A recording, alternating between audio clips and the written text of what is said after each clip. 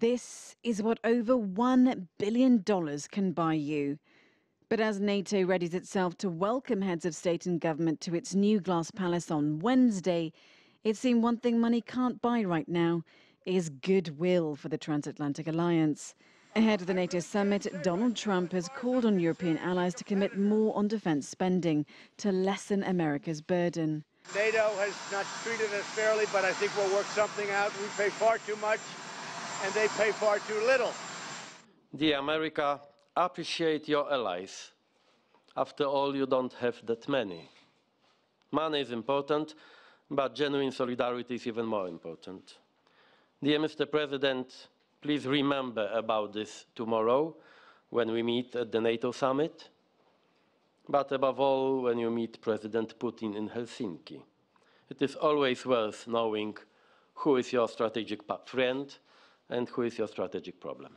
US President Trump has sent letters to the leaders of NATO countries, including Germany, Belgium, Norway and Canada, demanding that they increase their defence spending. This comes despite the fact that in June, NATO Secretary General Jens Stoltenberg said that the majority of allies would reach the target to spend 2% of their GDP on defence by 2024. A Brussels-based analyst agreed that Trump's attempts to shake up the multilateralism model could break the very backbone of the alliance, its solidarity. He can hurt, and he's already hurting what is the most important asset, which is the political unity.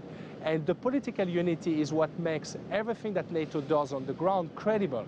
If not, Russia is going to want to test NATO to see whether the US will come to the rescue of some European allies. But Trump's upcoming trip across the Atlantic is also raising the temperature across EU capitals.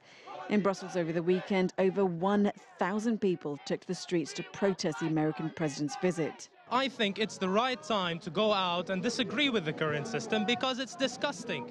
So can the bad blood be fixed? Well, here's a little sliver of hope ahead of Wednesday's summit.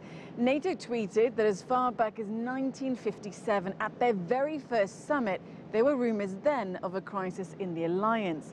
So the fallout from the Suez crisis didn't break NATO back then. Surely Donald Trump couldn't now. Mariam, Zaidi, CGTN, Brussels.